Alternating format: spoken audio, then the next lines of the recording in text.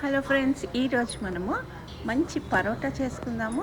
ఇది మనం బయట తెచ్చుకునే బదులు ఇంట్లో చేసుకుంటే ఒక హాఫ్ కేజీకి 8 to 10 పరోటాస్ అయితే చాలా బాగుంటుంది. ప్లస్ హైజీనిక్గా ఉంటుంది. దీనికి వెజిటేరియన్స్ అయితే paneer curries, mixed veg curries, kormas అలా సైడ్ డిష్ వేసుకోవచ్చు. నాన్ వెజిటేరియన్ అయితే చికెన్ కుర్మా, మటన్ కుర్మా ఇష్టం అనమాట. ఏదైనా చేసుకోవచ్చు, చాలా బాగుంటుంది.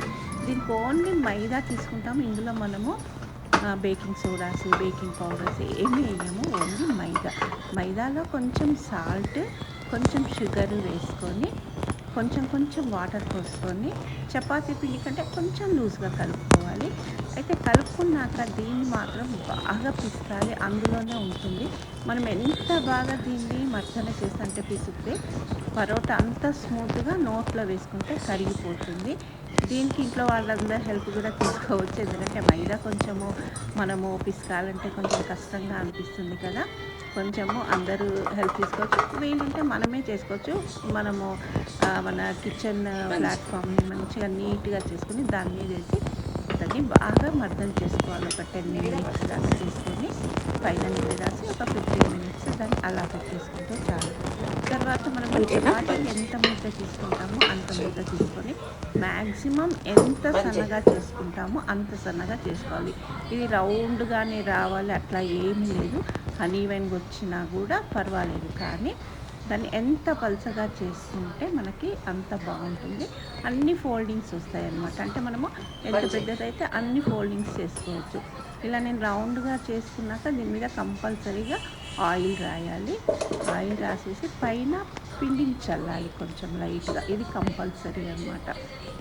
నూనె రాసి పొడిపిండి చల్లేసి చపాతీని పైకి తీసి మనం చీర ఫిల్స్ పెట్టుకున్నట్టు అలా కూడా పెట్టేసుకొని రౌండ్ తిప్పేసుకొని ముద్ద చేసుకోవటమే. చాలా ఈజీ మెథడ్ అన్నమాట ఇది. ఇంకా మీకు పరోటా చేసుకునే వేరే ఐడియాస్ ఉంటే దాంతో కూడా అలా కూడా చేసుకోవచ్చు. దీనిలా మనము రోల్ చేసుకుంటాము. ముద్దలాగా చేసుకుంటే మనం అవన్నీ మనకు మంచి ఫోల్డింగ్స్ వస్తాయి. చాలా స్మూత్గా వస్తుంది. ఇది పక్కన పెట్టుకొని ఇంకొకటి చూద్దాము, ఇంకొకటి చేసుకుందాము. ఇది కూడా మ్యాక్సిమం ఎంత తిన్నగా ఎంత పలుచగా ఉంటే అంత పలుచగా చేసుకోవాలి. మనము చేసుకుని దీనికి కూడా ఆయిల్ వేసి పైన పౌడర్ పిండి వేసి దీన్ని మధ్యకి స్లిట్ చేసుకొని పరోటాకి కట్ చేసుకుంటాను. మధ్యలో అలా కట్ చేసుకొని ఫోల్డింగ్ చేసుకోవటమే. తప్పకుండా ట్రై చేయండి. బయట కొనకుండా హాయిగా ఇంట్లో చేసుకోవచ్చు. హైజీనిక్గా ఉంటుంది, ప్లస్ తక్కువ ఖర్చు ఉంటుంది. ఇంట్లో వాళ్ళందరూ బాగా ఎంజాయ్ చేయొచ్చు. అలాగే ఛానల్ సబ్స్క్రైబ్ చేసుకోండి, షేర్ చేయండి, లైక్ చేయండి. చూడండి, దీన్ని ఇలా ఫోల్డ్ చేశాను. తర్వాత దీన్ని ఆయిల్తో కానీ లేకుంటే పొడి పిండి వేసుకొని కానీ మనము రోల్ చేసుకోవటమే. కొంచెం థిక్గానే ఉంటుంది. మీకు ఒప్పుకుంటే కొంచెం పలుచగా కూడా చేసుకోవచ్చు. మరీ థిక్గా మరీ తిన్నగా ఉండకుండా మీడియంగా మనం చపాతీ ఎలా చేసుకుంటామో అలా చేసేసుకోవటమే.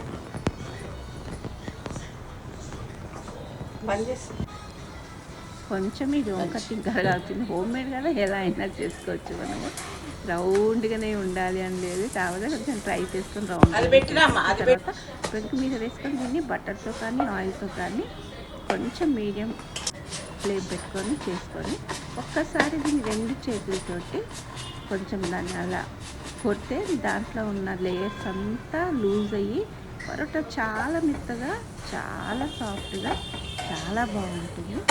ఇంకొకటి కూడా చేశాను.